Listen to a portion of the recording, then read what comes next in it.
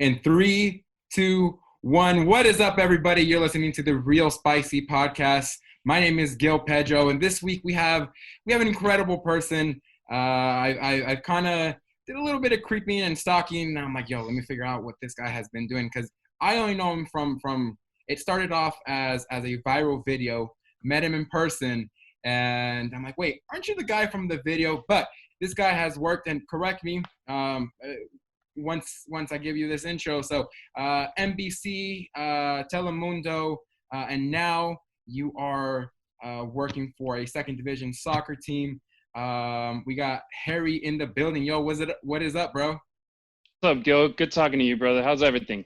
Good, man. Can't complain. Did I kind of get that right? I was like, well, Telemundo is part of NBC. Fuck it.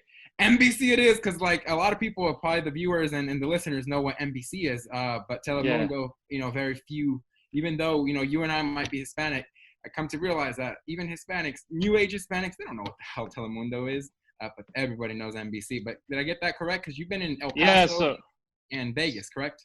So here in the States, Vegas, I came over due to Telemundo, working with them, Spanish newscast, doing their sports. Mm-hmm. Before that, I was in El Paso, Texas for 4.5 years with the competition with Univision. Uh-huh. And before that, I started off in Mexico, in my parents' hometown of Torreón, Coahuila, and Televisa, which is the biggest TV network in Mexico. So I've been lucky enough to work in 3 big TV stations out here in the northern part of the hemisphere. So it's been a wild ride, and now I'm in my second year working with a pro soccer team, and now instead of reporting on tons of different teams, now I'm just reporting on one, and it's different. It's been a wild ride, but one that I've definitely enjoyed.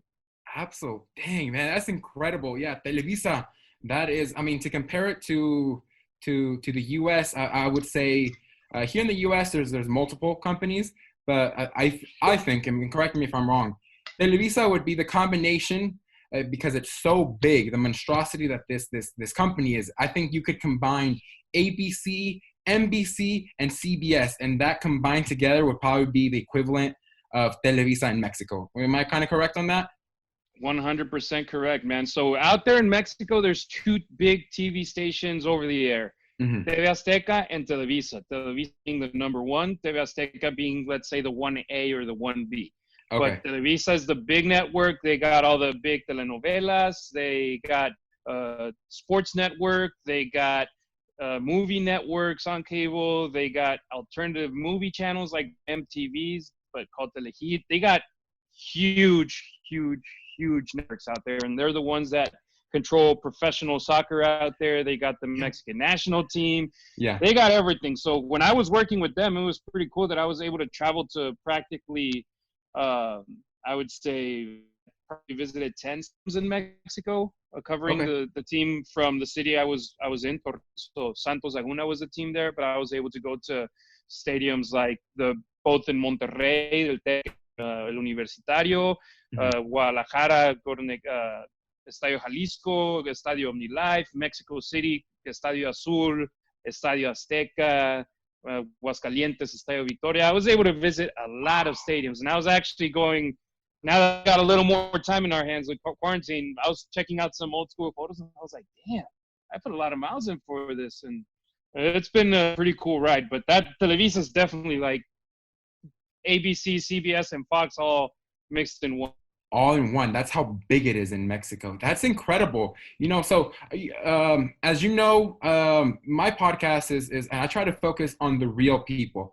At the end of the day, celebrities, they're all real people, but sometimes you might not know their struggles or their successes, and that's exactly what this podcast is about. Real people giving their opinions about real struggles, real success. And I want to know, one, this week we're gonna talk about your success and your struggles, because let's be honest, your success probably had a lot of failures on the way.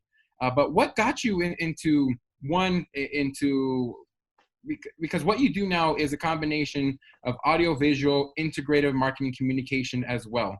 But what got you into becoming a news reporter, a news anchor, sports, and just all that good stuff? Like the first step, did you go to school? Because you said you started in Mexico. So in Mexico, did you go to school to do what you're doing now?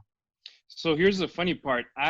With my family, we used to have a big hardware store in Torreon, and that was my life. My life was, since I was in high school, it was going to high school, and then once the day was over, going to the business and helping out my mom, and being there the whole day, doing homework on the side, then going home and then doing homework and everything. When I went to college, I opened up my own side business within the business, selling oil for cars, anything that you would need to fix a car. People would go over to my store to buy it. So while I was studying to be an accountant, people would go into my store and buy stuff, but the same deal, in the morning school and the afternoon work. Yeah. So in the afternoons while I was in the business, I would always listen to radio shows. And I would always first, I remember clearly, it was like at 2 p.m. it was a national radio show. At 3 p.m. it was a local show. 4 p.m. and 5 p.m. 2 more national radio shows that I would always listen to for sports, because I always loved sports. And in the local radio show, they had this thing that was very new back then, that you could actually text in instead of calling in. Yeah. So I was like, hey, you know what? I'll text in. It's super easy.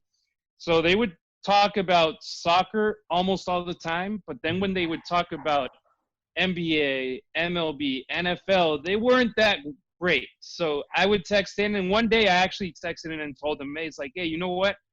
You guys talk about Santos and Mexican soccer and everything, but when you talk about baseball and basketball and football, you guys need some help. You should bring me in. Okay. And the main anchor, who's a great friend of mine now, and he's with Fox Sports in Mexico, Gustavo Mendoza, he was like, hey, you think you're great? Come in, dude. I was like, oh, crap.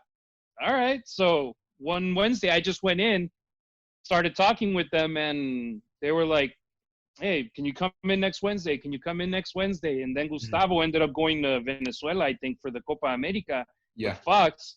And they're like, hey, Gustavo's out. Can you come another day? And I'm like, hey, I got my business going on. I can just come in 2 days. So I started going like Tuesdays and Thursdays. Yeah. And that's how the ball started rolling. And then my vacations were over, and I was like, shit, crap. Back to school. Yeah. So I was like, hey, I can only come a day. So that's how it just started rolling. I was doing like stats on TV for the pro basketball league on the side. That was my side hustle. I loved going to the basketball games. And one day I would just, I don't even remember how I got it. I started doing stats. And the guy from that TV station told me, it's like, hey, can you come in to a casting? I went in to casting. Nothing came out of it. But in the back of my mind, I was like, oh, multimedios. They asked me to do a casting. That's pretty cool. And I told it to the radio guy, and he's like, hey, wait, no. We lost a guy from our TV station. Want to do a casting for us? I'm like, sure. Yeah. Went in, did a casting, and I still remember to this day, December 12th, 2008. The first day I stepped into a TV station as an intern, he told me, he's like, hey, we don't have a job right now, but I can get you in as an intern, and then whatever happens, happens. I'm like, all right, sure. So holy crap, okay. Out of nowhere, I just started from being in radio as a guest to then being in a TV station as an intern. And that was, I remember it was December. And then like a week and a half later, the sports anchor, she called in sick and they didn't have to do sports. And I was asking, he's like, hey, can you do sports? I'm yeah, sure. All right, there's a shirt and a suit in there in the dressing room where you're on in 10 minutes. I'm like, all right. Okay. They already had like a suit ready for like last minute emergencies. It was like a backup suit, dude. It was like, hey, if we ever have an emergency, there's a suit in there. So I ended up wearing it, and it's been almost 12 years since, and I'm still in sports. So it's been a dream. That's incredible. Wow. You know, it went from a small mom and pop shop to your own small business, to a radio station, to a TV station in Mexico. Holy wow, I can't believe that. You know, a lot of people, especially nowadays, I think this generation, they assume that sometimes if you have this game plan, okay, you know, when I graduate high school, I'm gonna go to school. I'm gonna pursue this major. Once I'm done, I'm gonna be 21. Because I have a degree, I am going to get this job. Oh, let me tell you, I think that is a common misconception. Just because you go to school, unfortunately, I wish it was that easy, but it's not. You know, you went to school for accounting, and then everything went and did a 360, and now you're doing this for the best, for the better, not for the worst. Yours was, for me, my experience, I went to school and I'm like, all right, cool. I got 2 bachelor's degrees. Come at me, I'm going to get a good job. I applied for, and I tell this story all the time. I applied for 83 jobs right out of college. Wow. 83. I never forget that number. And it's never changed. 83. Out of those 83, I would say I got roughly about 22, 23 interviews. For sure, 17 denials. The other ones, some of them weren't, I didn't get anything.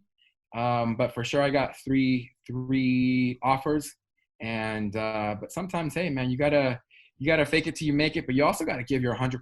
And I think that's exactly what you gave. Slowly but surely. But you also knew your talent. At the end of the day, people don't know their talent, and your talent was easy. It was sports. Just looking at you, looking at your background, you're a sports guy.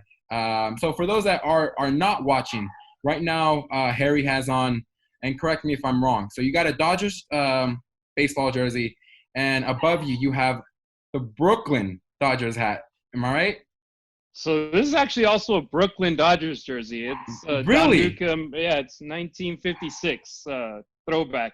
Oh wow! But yeah, I'm a huge sports fan, and I just wanted to add up to what you had already said about following your dreams and everything. Yeah, I quit on mine. I started going into accounting because I was like, okay, I got my own business, and honestly, there's no chance in hell that I'm going to become a sportscaster. So why go study journalism if I'm not going to be able to get the job of my dreams? So I'm just going to go and study accounting. Yeah. So, but life works that way. I don't know if you're religious or not, but I was like, hey, my mom was like, hey, God had a plan for you. Absolutely. Didn't think it was going to become a reality, and bam, there it happened. It's like without even planning it, it ended up happening. And journalism school is great. Yeah. But the most important lessons that you're going to learn them being at a TV station, being at a radio station, being at a magazine, at any media outlet that you can get. I've been able to work with a lot of interns because of the positions I've had in the past. And they're like, hey, what's your best advice you can give me? And I'm always like, hey, look for any internship you can get and get in there. It's absolutely, of course, it's important who you are, how you do it, how hard you work. But also, it's very important who you know. So that's how, for me, it's always been like the people that you get to meet through relationships at work, relationships out on the field, getting to know newscasters from other stations, sports anchors from other stations, reporters from newspapers, and all those kind of people. It's very important. So that's what I always tell interns. It's like that are studying journalism, that's why they end up working with me, either with the TV stations I used to work with, the radio stations I used to work with, or the new soccer team I'm with. They're like, what should I do? I'm like, dude, get yourself out there, work and meet as many people as you can, and help anybody that you can. And they'll always keep in the back of your mind, it's like, hey, I remember Gil. Hey, I remember Harry. And get their numbers, and don't be like, for example, when you start off in your first internship ever and you're at a TV station and you're like, that's Gil from the newscast. It's like, don't be the fanboy. Be like hey, how you doing? I'm Harry. How can I help you? What can I do for you? What can I, and be helpful. And then it's like, of course, you see someone that you only seen on the news or in a TV show and you get shocked, but it's like, hey, just be cordial. Don't be that fan that you are, and be helpful, and they'll remember that. So. Oh, absolutely. I mean, sometimes, it is all right to be a fan, and this coming from I think my personal experience and yours, because, and we'll get into it, because you and I are big wrestling fans, and you had definitely understatement, and in our experiences, we've gotten to meet either wrestlers, and we can go one of two ways. One, I'm a huge fan, blah, blah, blah. Yo, they got thousands, 10,000 fans. They already know that you're the biggest fan. But they were like, hey, big fan, good job out there. You know what? At the end of the day, I've noticed that these people, they prefer that. It's just keep it normal. Hey, good job out there. Can I have an autograph? Yeah. Hey, thank you so much for your time. Have a wonderful day. Because I think that the biggest issue right now, and just it's always been like that. I mean, think about the Beatles. Girls would go crazy about them. You got Elvis, who would shake his hips. The women would go crazy for that. They went beyond fandom. I mean, those times it was scary how it was. But I mean, at the end of the day, it's still scary for a lot of these people because they're still real people. And that's the message that I always want to hit. At the end of the day, everyone, regardless of where you're at, what you do, if you're a celebrity, whether you have this amazing job, you're still a real person. You still go back to your house. You still go back to having these issues. But see, at the end of the day, you can't control where you're at because hard work and dedication got you to that point. But talking about like celebrities and being real people with this industry that you have been in, you've met incredible celebrities, I guess you can call them, whether some of them are celebrities, athletes, whatever they may be. You've met some incredible ones. We'll keep the ones in Mexico for now because we have to transition to the US. But in Mexico, at that time that you were still in Mexico, what were the biggest celebrities that you met? They're like, holy crap, I think I made it. Like, these are the people that I've looked up to. And it can be just to you, not to the world, but to you. Who are the people that you were just like, it's really hard for me to like keep it in as far as like my fanboy, but I have to be professional. But who are those people that it was just very difficult for you to just keep it in? So when I got into TV, I was a huge Santos Laguna fan. Like, I was there at every game. I was a season ticket holder. Yeah. I would get to the stadium 2.5 hours before the games, buy a lonche outside, get an agua de limon, walk in 2 hours before the game. I would always be already in my seat talking with the people around me that were the same season ticket holders every game. Yeah. Eating, having a good time and everything. So I was a fan. Yeah. And then I got into TV, and it was like, instead of watching the news and seeing what happened in training sessions, I was actually at the training sessions. I was actually the one interviewing the coaches, the players, everybody, the fans. So it was a full 360, but going from a fan to a news sports reporter, it was like, okay, complete change. I can't be that fanboy. I remember, like, I ended up having a very good relationship with the goalkeeper of Santos Laguna and the Mexican national team, Osvaldo Sanchez.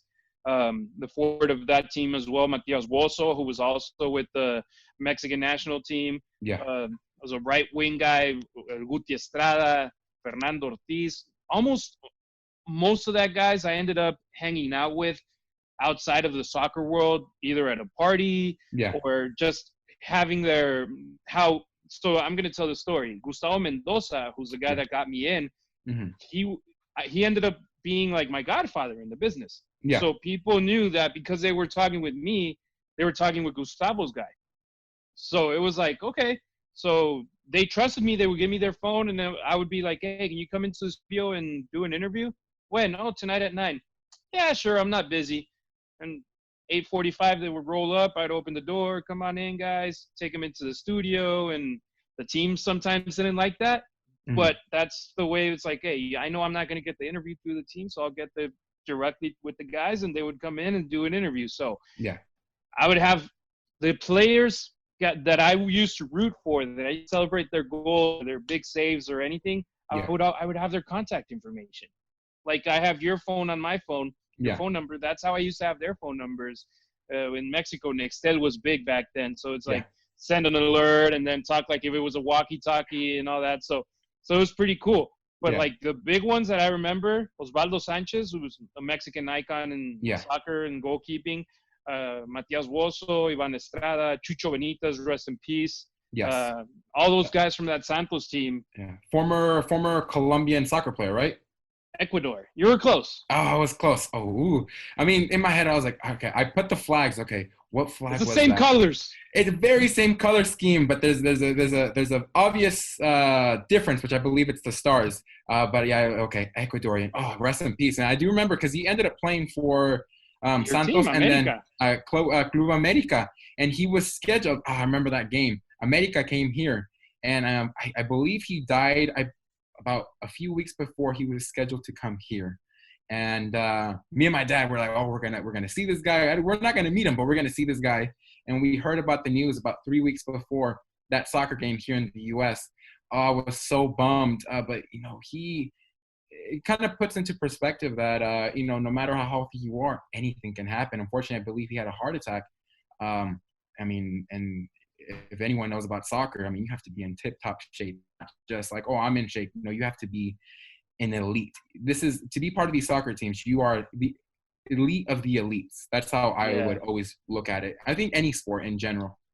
Yeah, high performance is what they call it. That you got to be. Yeah, you're in shape, but they're in even more shape, if you want to put it that way, and the high performance kind of shape of that body. So, yeah, it was. So those were some of the guys that I remember. But like back then, it was like Cristian Mijares, the boxer. He 3-time world champion, I think, and same thing. We're great friends, and every once in a while, we don't talk right now, like you and I just text him. But if I post something on Instagram, I always see his like, or same thing. That's awesome. If he posts something on Instagram, I always like it. If I post a comment, he replies. We're friends on Facebook and everything.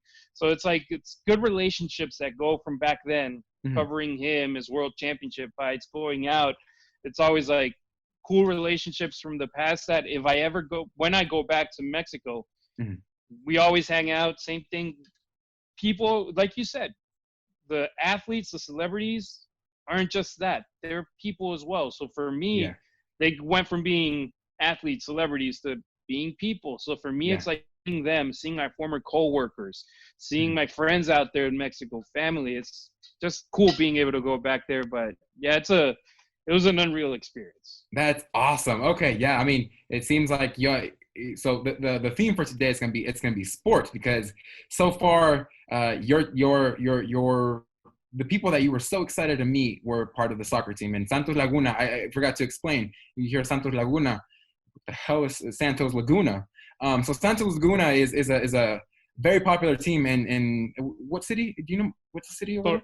It's Torreon, so it's northern Mexico. It's like 3 hours west of Monterrey, which is the biggest city close to it. Yeah. So it's a very famous soccer team in the first division of soccer. But this is the transition that I want to make. What was your transition to the U.S.? So you had all these years in Mexico. How was that transition going to the U.S.? How did it come about? Was it a difficult transition? Did you have to get like a working visa? Were you a resident? How did that work?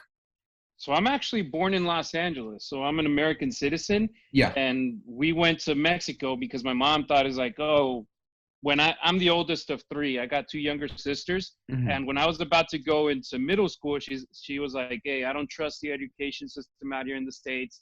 There's gangs, there's violence. She's like, I'm taking my kids to Mexico. So we moved with me and my mom to Mexico. Funny thing is, 12 years later, my sisters and my mom moved back to the States with my dad because of the insecurity in Mexico. There's violence, drug violence and everything. And I was like, hey, you know what? I'm going to stay another year because I got a good job. I'm enjoying life. Yeah. I'm good. A coworker gets kidnapped by a drug cartel in Mexico. Whoa. So it went from being like, great job, very happy, to then it's like one of our guys got kidnapped with 3 other journalists. And it's like the TV station, I roll in at 6 a.m. for the 6:30 newscast, and there's cops at the entrance. At first they're like, hey, we need to see your ID, we need to see your working badge, we need to see everything. It just went from everyday life to then having cops, federal police at the door. Eventually, after a couple of weeks, they're like, oh, we recognize you, go in, no problem. But it's like, it got tough, and I was like, you know what? I'm going to change course. I'm going to go, I don't feel safe out here. I'm going to move back to the States. So I moved back to the States with my family, and after a couple of months, I ended up finding that job in El Paso, which was slam dunk because they were looking for a play-by-play announcer for basketball in Spanish and a sportscaster in that TV station. So I was like, I actually called games in Mexico and send them a demo, and they were like, hey, you know what? We like you. Come on in. So went, did an interview, got the job on the spot. a month later, I'm there working, and I also ended up getting the gig of play-by-play in Spanish for football. Mm-hmm. So it ended up being 4.5 years of my life in El Paso that some of the best times in my life. And you said college football, right? Yes, college football, the College football. University of Texas at El Paso. So Oh, okay. UTEP is the way it's called, and UNLV beat them. I don't know if it was last year or 2 years ago, but they came in here and played the Rebels at Sam Boyd. Yes.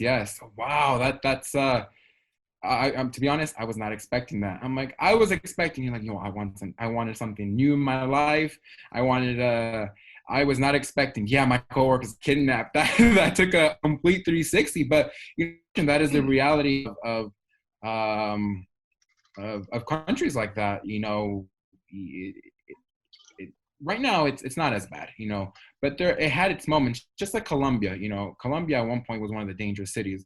Now, I mean, when you mention their history, they get offended. Like, we're not like that anymore. That's not even an issue. It's they've completely changed, and that's how Mexico is, in my opinion.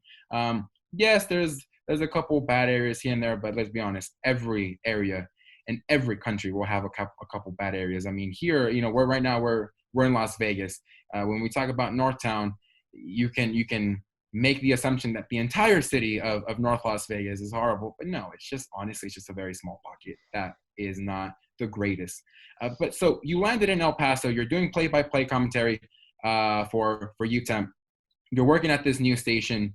How did you get your foot in the door in El Paso?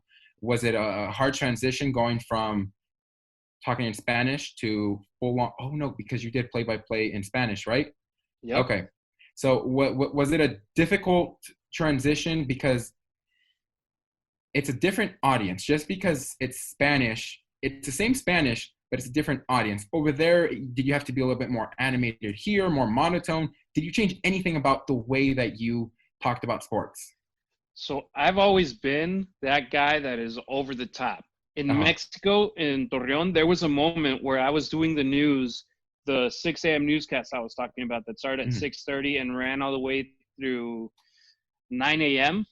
I was doing that one, and then I was going out on the field and reporting, and then I was coming back to the station to do the 1 p.m. newscast, and then I was coming back to the station at night to do the 9 p.m. newscast and the 9:30 p.m. sports show.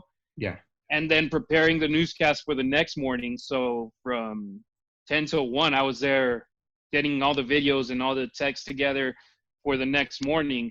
So it was like I was sleeping 3-4 hours a day, but there wasn't anybody else to do the other newscast. So I was working like crazy. And then but I always had one thing that stayed straight. It was like I was always over the top. I wasn't just the guy that was reading Gil Revolurio scored 17 points. He had 3 rebounds and 1 assist. He was called the player of the game. I was like, no, what a performance by Gil Revolurio, who had a total of 17 points. He outworked the other players on the paint. He had 17 rebounds, and he had amazing performance dishing out to other teammates with 5 assists. Like, I was always like energetic, and I was always over the top, so people would remember me that way. Yeah. So when I went to El Paso, it was the same thing. I was like, hey, if it's basketball, if it's football, or if it's soccer, I'm always going to be the same person, and I'm going to go over the top. And the good thing there was, instead of working at 6 in the morning, I was coming in at 2:30 in the afternoon. Okay. I gave you a little bit more time. 1:30 in the afternoon. So I was like, I can wake up at 9 a.m.? That's awesome. Of course I'm in. And of course there were days that were long days, but it was always like, you're supposed to be there 8 hours plus your lunch hour, but I would always work 10, 12 hours, but I would still get my 8 hours of sleep. So, absolutely. But it was a good transition. Yeah. And I love how I know you. And I mean, I forgot, I should have introduced you as like kind of like a fighter, pound for pound, one of the hardest working men in the industry. Because what I know, you're the guy who gets there early in the morning. And then sometimes, from what I see on social media, it's like 9 o'clock at night, and you're still in the studio, obviously in a different perspective now, but you're always editing videos, editing social media releases. You're still going at way beyond the 8 hours, and that work ethic, I think, has to be recognized, because to get to where you want in life, you have to put in. And I know, trust me, I know it sucks. Working more than the hours like this is not going to get me anywhere. But look where it got you. I mean, you've had incredible success meeting people that you at one point looked up to, and like, oh, I'll never get to meet them. Yeah, what's up, man? What's up, bro? What's up, Oswaldo? It became that. But in El Paso, now we're talking about El Paso. Did you meet anybody over there that you were, again, another fanboy? Because El Paso, I know El Paso, and because remember, my world is just when it to sport. I only know two things: soccer. I don't know why I choked up a little bit. So it's soccer and wrestling. Wrestling is huge. I mean, I say we as if I was Paso. And El Paso is one of the most famous families of Mexico, El Paso, which is the Guerrero family. Back in the day, so I don't know when you were there, but back in the day, years ago, they used to have a wrestling school. But also that border right across the border, Juarez, which is a small promotion there. They have wrestling shows there, wrestling shows in El Paso. Is that how you made that transition? Obviously, I know you've liked wrestling, but was wrestling big in El Paso, or was it more of a college town because, one, you're in America and you were doing UTEP? Or how was that when it came to sports? What was the big sport? It's a little bit of everything. Remember this, when I went to El Paso to do my interview, and I ended up getting the job, I went online and I was like, please tell me WWE is going to be in town soon. Yeah. They were going to be there the next day after my interview when I had already flown out. I was like, can they postpone a month and a half? That way I would be there working in the media and asking for interviews and everything. And I was like, all right, whatever. In the 4.5 years I was in El Paso, they were never in town to wrestle in El Paso. They would run shows in Las Cruces, which was a city that was 30, 40 minutes away from El Paso because they would get a better deal with that building. Yeah. So it would suck, but I would always make that 30, 40-minute drive. And the funny part is Las Cruces doesn't have an airport that has flights coming in from everywhere. Yeah. So the wrestlers would fly into El Paso. But no, the borderland, they're huge with UTEP, even though they've been terrible the last couple of years. They were decent when I was there, both the football and the men's basketball team. They got a AAA baseball team, the Chihuahuas, which is very, very big there. Yeah. And recently, last year, they debuted their USL team, which is the same second division soccer that is out here in Las Vegas. They also got it out there in El Paso now. So they got those teams, but wrestling has always been special. It has a place in that city. Yeah. And like me, I'm an American citizen, so I could just cross the border walking from El Paso to Juarez and go to wrestling shows in Ciudad Juarez and then just walk back and drive to my house and call it a day. But wrestling is huge out there, and I'll bring up this story because we're talking about it. Vicky Guerrero and her daughter Shaw, they were one day in the radio studio doing an interview, and the radio host, who's a great friend of mine, Victor Cruz, he calls me, he's like, hey, Vicky Guerrero's in, you want to come down and say hello? Of course. So I drive down to the station. It was when she was back with Dolph Ziggler. So I wore my Dolph Ziggler shirt, took a picture with her and with Shaw. Very cool people. And Vicky, same thing as with other personalities I was talking about. Yeah. We're friends on Facebook. We follow each other on Instagram. We like each other's stuff. They're cool people, and they remember us. It's like, oh, yeah, it's the guy that was there for my interview. And, oh, yeah, he's a friend. So, okay, he's a cool guy. And those relationships. And absolutely. You never have that label as just the fan from El Paso. I love it how everything goes back to like, oh yeah, that's Harry, the guy who worked in El Paso. There's always a name to it, and that's I go back to it. At the end of the day, these people. You don't always have to be a fan. They appreciate the fact that you're not just a Harry who happens to be a fan, but you're still first and foremost, you're Harry. Yeah, and I also got lucky with my parents naming me Harry. It's kind of an easy name to remember. If I were Juan, Jose, or Pedro, which are very popular in Mexican culture, I'd be screwed. But Harry, which I hated for a long time, I was actually, hey, you know what? It's pretty unique. Harry in English, Harry in Spanish. Yeah. It's a name that not a lot of people have. So I'm like, hey, you know what? I'm okay with it. So Awesome. I'll bring up another wrestling story if you're okay Yeah, with it. absolutely. Go for it. So I'm a good friend with the former WWE superstar Sin Cara, who's Yes. also from El Paso. Yeah. What's his And new name now? It's called Cinta de Oro, right? Cinta de Oro, yeah, in memory of a huge wrestler in the past, Cinta de Oro from Ciudad Juarez. He was a huge fan. He passed away, I want to say, 2-3 years ago. Okay. So Sin Cara is using that name right now, Cinta de Oro. So I was a huge Sasha Banks fan from the time she had that match with Bayley in NXT TakeOver. Yeah. I was like, dude, she's so awesome. And I went to WrestleMania in Dallas to cover the event when she wrestled Charlotte and Becky Lynch for the new Raw Women's title and everything. And a month later, they were in El Paso. They came in for the show Las Cruces. Yeah. And I was like, you know what? When they announced Becky and Sasha as part of the superstars that were gonna wrestle in the show, I had stuff should be somewhere around here, the legit boss stuff and the glasses and everything. When I announced it on TV, I actually they came back with the camera on us in the studio, and I put the glasses and I put the chain. I was like, hey, I want to invite Sasha Banks if she wants to come out to have Chico's Tacos out here in El Paso. Was Eddie's favorite place to eat, and he was Sasha's favorite wrestler. Absolutely. I was like, hey, on me, I'll take you out to Chico's Tacos. Yeah. And I put it out on Twitter, and she retweeted it. So that tweet got crazy views and crazy interactions and everything. And I was like, oh crap, that's pretty cool.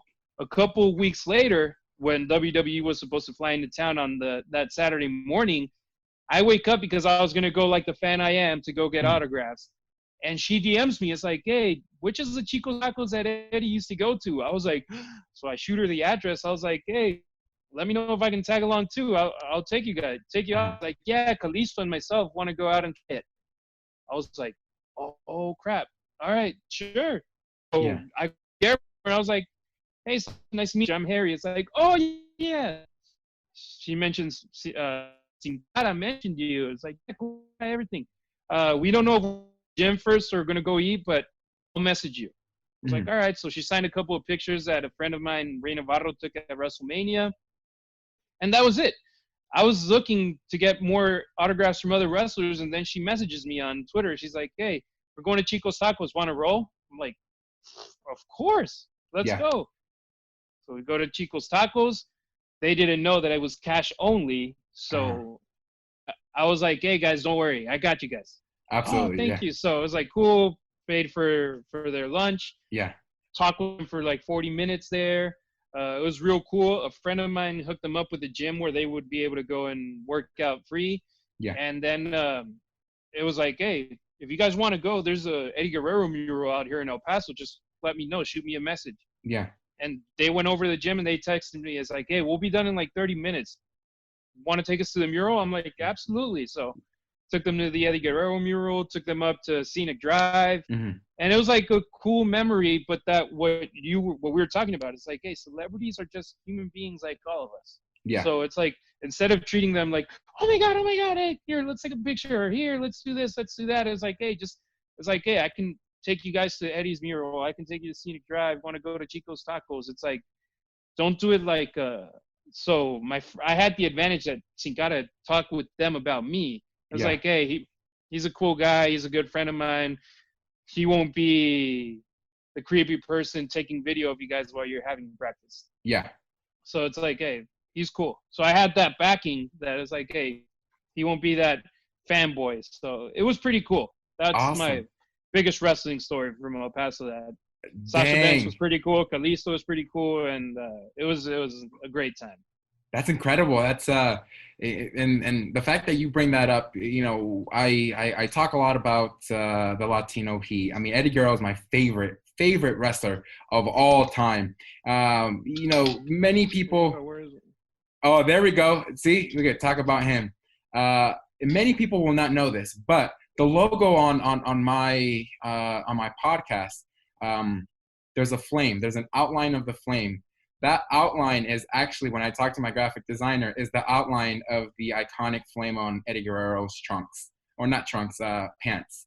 I'm like, Yeah. okay, my logo, I want it to be a little bit about me. And I'm like, okay, how can I include Latino heat? Fire. Okay, but it just can't be any fire. And I looked at everything and then I saw it. This is how I can pay just a little bit, just a hint, because I don't want this podcast to only be about wrestling, 10 episodes and we're only talking about wrestling. But I'm like, I still want to pay homage to my favorite wrestler of all time. So I put that flame on there. Like I said, many people will not get it, but when you look at it, oh, it's just half of the flame, because obviously a flame is a whole, but it's this one's a half a flame. And so yeah, that is at the end of the day, the fact that you told that story and knowing how big of an Eddie Guerrero fan I am, I do appreciate that. So now we talk about Las Vegas, from El Paso to Las Vegas, how I met you. So I know that you did Telemundo, again, sports, and Telemundo here in Las Vegas. So we transition now to Las Vegas. The way that I met you was, again, at a soccer game. And I knew you as Harry, the guy from the YouTube video. So you interviewed at the time, being under Telemundo, we had a Lucha Expo here in Las Vegas. It was supposed to be a very big event, which it was. And you interviewed probably the most famous luchador in the U.S., probably even Mexico, of this time. And that is Rey Mysterio. I was gonna call him Junior because that's his original name, but it's Mysterio. And he talked about, I don't know how it came about, but he talked about Eddie Guerrero and then bringing back the Latino World Order, which is a very, very popular staple back in the WCW era of pretty much predominantly Latinos. And he mentioned that he would love to bring it, make it a possibility in WWE. And he name dropped a lot of Mexican wrestlers. But this clip, whether he name dropped or not, the fact that he said, I would love to bring it back, was picked up by literally every wrestling dirt sheet. And the way that I saw it was through a YouTube video under Wrestle Talk. They mentioned it, and I'm like, Ollie Davis. He mentioned it, and he said from Las Vegas. And he even joked, he's like, I have no idea what they're talking about. But from the translation, he said he wanted to bring the LWO, and it blew up. Like Twitter, wrestling on Twitter is big. And when something blows up and you're part of that scene, that every scene is big in its own way. The one that I know is wrestling. So when that story came out, oh my God, my Twitter feed was all about the Latino World Order is coming. It might happen. And so when I first met you, you're Harry from the YouTube. I could have said you're Harry from Telemundo. Nope. I said from the YouTube video. He's like, are you talking about the one on Wrestle Talk? Yes. And that's how you and I connected. And instantly it was like, this guy loves sports. He likes wrestling. And I always joke like, old school people who don't know about wrestling. Oh, what's that wrestling stuff? But you're the wrestling guy. And that's how, you and I became pretty good friends. With that transition to Las Vegas, there's more access to celebrities and athletes. I mean, we have everything here, from the NFL draft, or I think we were supposed to have the NFL draft, but we have the NHL draft. We have NASCAR. When celebrities come, when celebrities win their championship games, what do? They usually fly out to Vegas. How is that transition? Because now you're exposed to even more celebrities, even more athletes. How was that? Was it a huge transition? Were you, okay, I'm really not trying to fanboy, but it's getting a little bit difficult? No, it's when you're in the position was in, you get used to it. So It's like, I remember like Canelo fights. I met the kid when he was maybe a year or 2 years into his professional career. Mm-hmm. And we were both literally kids. I might have been 19 years old and him 18 or 20 and 19, something like that. Yeah. Interviewed him in Mazatlan, where I was there to cover a Christian Mijares fight, and he was there because he was a boxer and there was a boxing fight that weekend. So I remember interviewing him, cool kid, and then we went out to have lunch, and in a mall, we went to the food court, and everybody went to their own little place to pick up the food and eat. So I remember we all went to pick up our food, and the poor kid signed autographs the whole time. Like, signed autographs, took pictures. By the time everybody had finished eating, someone just bought his food. He's like, want to eat it? He's like, no, I'll eat it in the car. So it's like, I remember that, Canelo. Out here, it was a little bit more difficult. The Golden Boy promotions was a little pain in the you-know-what. Yeah. When it came up to person-in-person interview with him. I interviewed him via satellite, him and Gennady Golovkin. But it's like, it's pretty cool being able to say that I did that. But at the same time, it's just like, hey, you know what? It's just whatever. I remember when Mayweather and McGregor were going to fight. Mayweather's my favorite boxer. So here's another fun little tidbit. The first ever gambling that I did was betting money on Oscar De La Hoya beating Floyd Mayweather. Because Oscar was a Mexican guy, because he was people, and I did that in Mexico when I was 18. And I bet on Oscar De La Hoya, and I saw Mayweather beat him. So I was like, what, I'm never going to bet against this guy ever again because he beat me on my bet. Yeah. And I never bet against Mayweather, and I only admired everything that he did. And I was like, you know what? I like Mayweather. And I interviewed him. I remember interviewing him in his gym. Everybody crammed up. It was me and Vince Hopkinson from Fox 5. We had a chance to do the interview with both of us in it.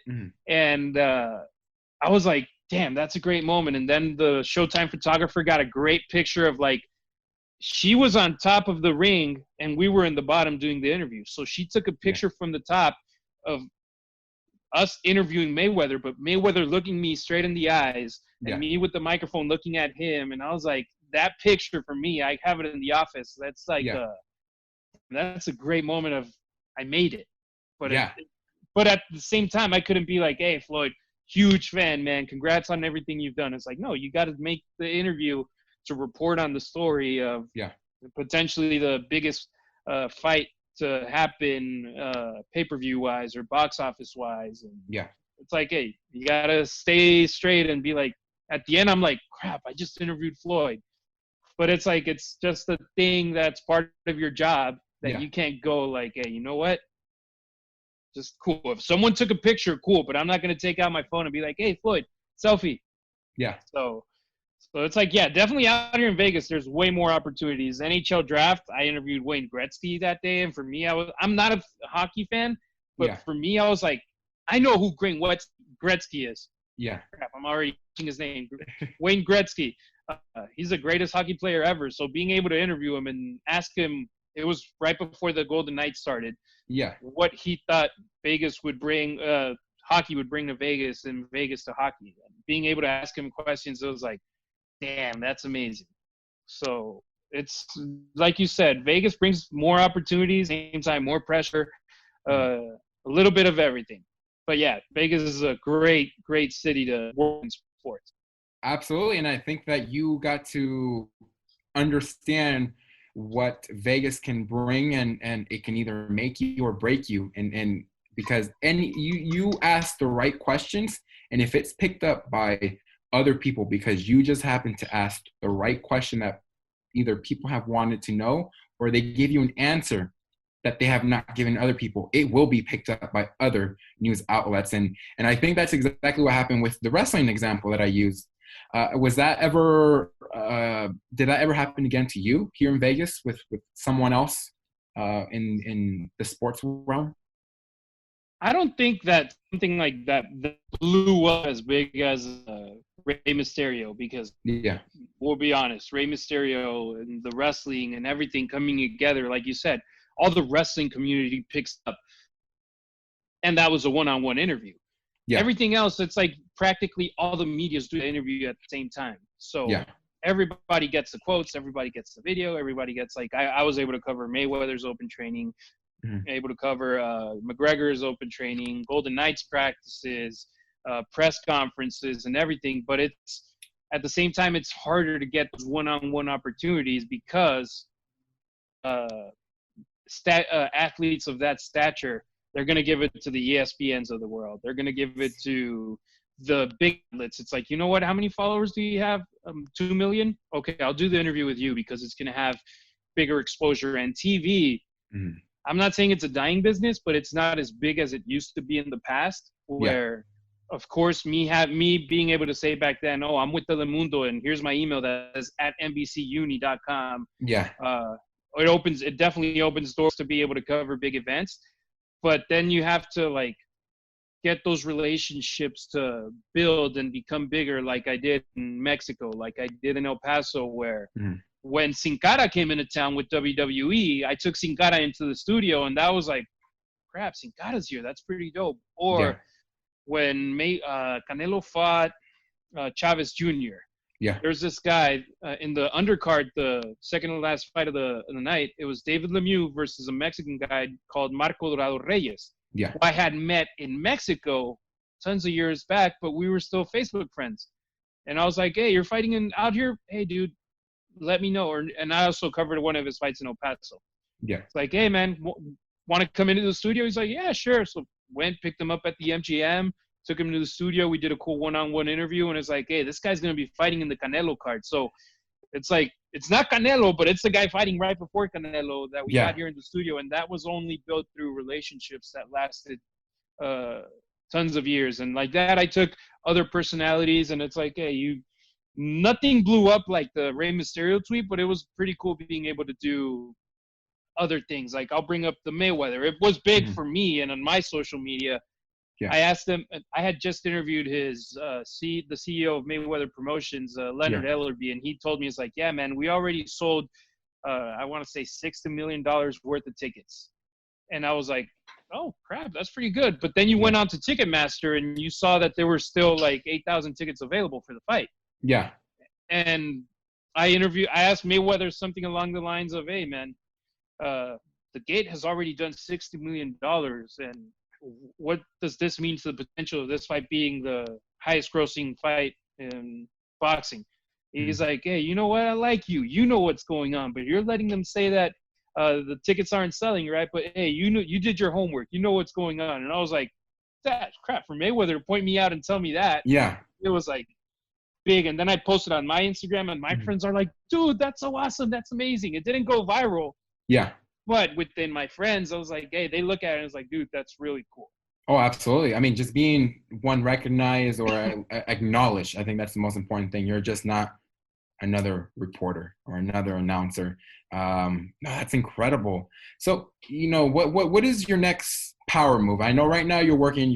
I call it IMC, Integrated Marketing Communications, if I'm correct, with the Las Vegas team here. But what would be the next major move that you would want to do, whether it's with soccer, whether it's with sports related? Is there something that you're like, I've done everything so far, but there's still that one thing?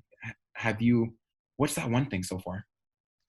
To be completely honest, this job I have right now is a dream job I never dreamt with. It was like, I work hard, but every day I come back home happy. Which I can't say at the other job I had out here in Vegas, where I was going home and I was completely frustrated, and I was like, I want to leave town. I'm not happy here.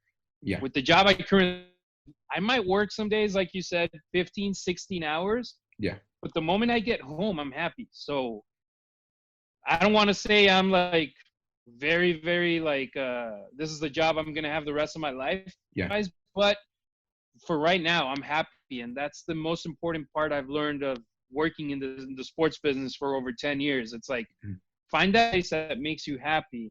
Yeah. And enjoy it while you have it. Like in the back of my mind, I'm like, hey, you know what? Maybe I can do the transition into English TV, which a former boss has been asking me to do it for over like 4 years. Yeah. But I'm like, I enjoy speaking Spanish on air. I enjoy being that different guy from everybody else. Like Jaime Jarrin, who's a Spanish announcer for the Dodgers, he does a huge sign, despide un beso, kiss that ball goodbye when it hits a home.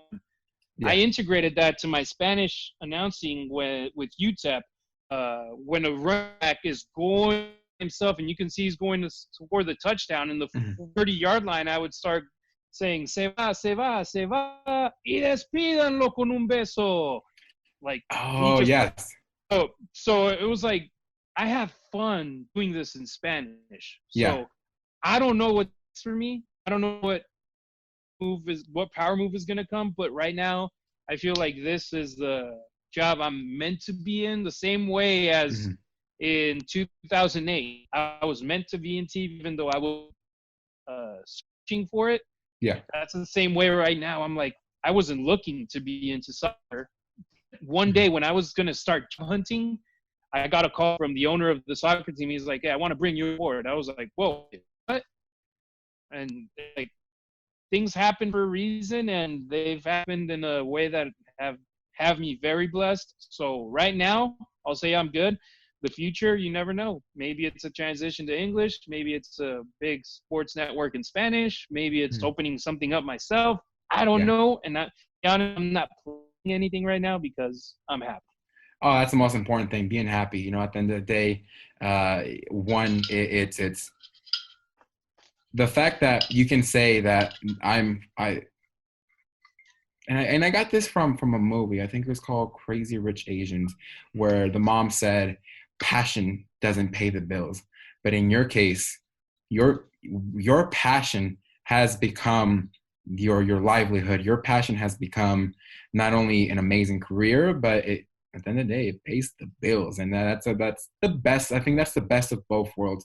You know, you from the start, you did not know that you were going to be in this field of reporting, especially sports, but also you recognize your talent. You love sports and you won. And kind of before we even started recording, I said, at the end of the day, you can love to talk. It doesn't mean you're good at it. I think you knew that you love to talk about sports and you're good at it. That's the most important thing, because you love something doesn't mean that, unfortunately, I know it hurt it, but doesn't mean that everyone is good at it. But before we end, man, I want to know a little bit about you. So I can see it just by looking at you. One, you're a huge Dodger fan. So with the whole COVID thing, how has that affected the Dodgers in your life? Because I mean, there's no baseball. What was something that you were looking forward to that unfortunately is not going to happen?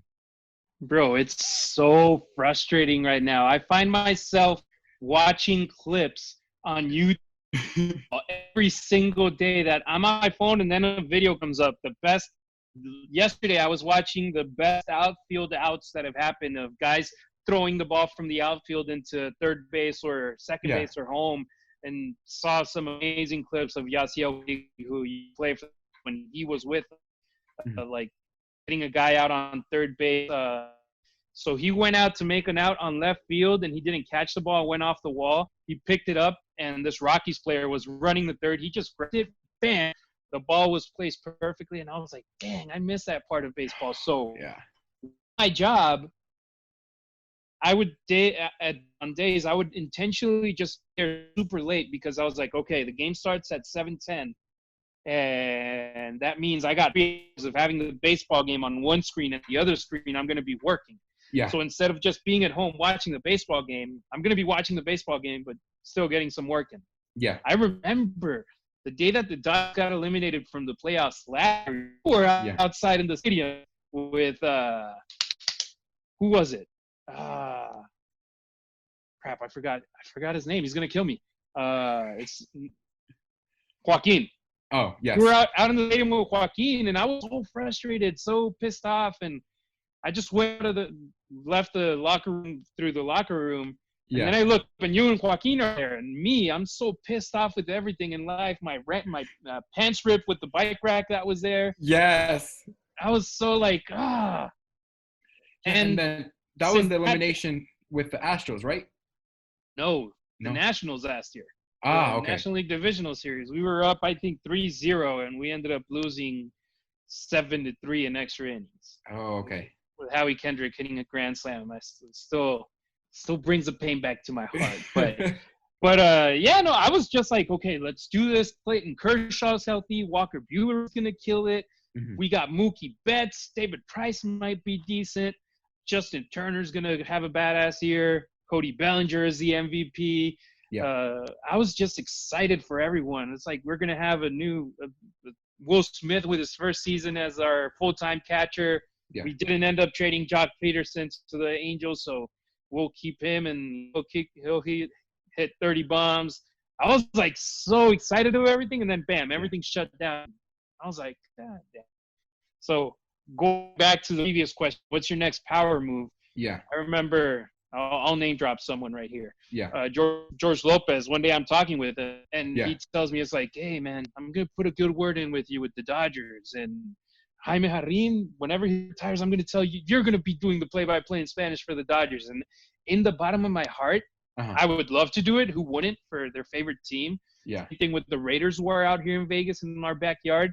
Work for them. But then I think those are my escapes. I go to Dodger Stadium and I go as a fan. People are like, my friends like, dude, you know, if you request a credential, you're probably going to get it, right? I'm like, yeah, I know that. But that means I can't root. That means I can't go and buy a Dodger dog. That means I can't just stand and enjoy the game. Or the Raiders. Heck, last year I went to 2 games and it was like the best time ever. I tell the story. I wake up at 6 a.m. when I'm in Oakland. Or, well, I used to be, because I'm not there anymore. Yeah. 6 a.m. and then I was in the parking lot by 7:30. They open up at 8, and I'm already having some beer out there, having a good time, walking from one tailgate to the other, one parking lot to the other, seeing friends, and having a good time. So the Raiders, the Dodgers, which are games that I go to, they're my escape from, like, here, the lights are playing, and if I'm writing the story from home, I get excited when Junior Burgos scores a goal from 40 feet out. Yeah. From 40 yards out, sorry. 40 feet is kind of easy. 40 yards out. I scream and I'm excited. But I'm at the stadium and they score a goal, and what I'm doing is that I'm writing my story. I'm checking posts on social media. I'm busy. It's work. It's what I'm getting paid for. So, heck, I keep rambling. What did the Dodgers mean? I was super excited. I can't wait for them to play again. Hopefully it's with fans in the stands. If it's closed doors, it is what it is. We're still the best team in baseball, and we're going to win the World Series this year. Hey, okay. You know, sometimes you got to put it out in the universe, as the hipsters would say nowadays. Oh, just put it out in the universe. It's going to happen. Heck, dude, you want to hear putting it out in the universe? I have a jersey. I probably have it in my storage unit now. I custom made it. And in 2014, I was so sure we were going to win the World Series. Yeah. So I put the number 14, and instead of a name, I put our year on it. Like, this is our year. Yeah. And, we made it to the playoffs, and then we lost in the playoffs. And I was like, so close. So close. But since then, we've been winning 7 division championships in a row, 13, 14, 15, 16, 17, 18, 19, and still haven't been able to win that big one, but one of these days it's going to happen. One of these days. Absolutely. It's one of these days. Hey, man, but you know what? You know, I do want to thank you for coming on today, man. It really means a lot. So, you know, sometimes we got to make the best out of our situation. And so we have to go remote due to COVID-19. But no, I do appreciate, man, everything that you taking the time to share your story with me and for those that listen. Is there, before we end, man, is there anything that you want to plug in, your social media, people can watch or see a little history about you? Yeah, you can follow me on Twitter at Harry Ruiz and on Instagram at Harry_Ruiz. That's where so people have been talking to me about it. It's like, you don't post much anymore. I'm like, I know, because I'm busy with work. Yeah. But you can go back and see a lot of the things I've done. Maybe I'll now, when the episode comes out, I'll quote tweet that tweet from when I went out on the news, out the Sasha Banks stuff. I'll quote tweet that. But no, definitely. Hopefully we can do this in person sometime in a couple of months. And I just want to say, I'm really lucky to be your friend. You're a really cool guy, and that's what I'll always be appreciative to wrestling, dude. Because like DJ Ocho is a good friend. Yeah. Why? Because one day we go into a meeting with the lights it's a closed door game. Yeah. We were going to use, like, if it were a game. So I was there, PA announcer. Ocho was there, like the DJ. We had an MC who didn't end up staying. They did the production meeting, and I'm wearing so I was right out of Telemundo. So I finished the newscast and ran over to the stadium. Yeah. And saw his background in his phone. And it's a WWE championship. I was like, oh, that's pretty cool. You like wrestling? He's like, yeah, dude, I love wrestling. So I take out my phone and show him a picture with Ric Flair. And then he shows me a picture of him with Randy Orton. And then I show him a picture with Sasha Banks, and then he shows me a picture, and then we just start exchanging pictures. Like, hey, you know what? This guy likes wrestling. That's cool. Absolutely. Great friendship comes out of that. I had another friend, Asif. Same thing. I met him at a wrestling show out here in Vegas. You know Asif. You met him a couple of times too. Gustavo, wrestling show, and we met at the soccer game, but at the same time, we had that wrestling connection. Yeah. And it's like, hey, you know what? Wrestling brought us together, so hopefully we're back and do another show and talk a little bit more wrestling in person.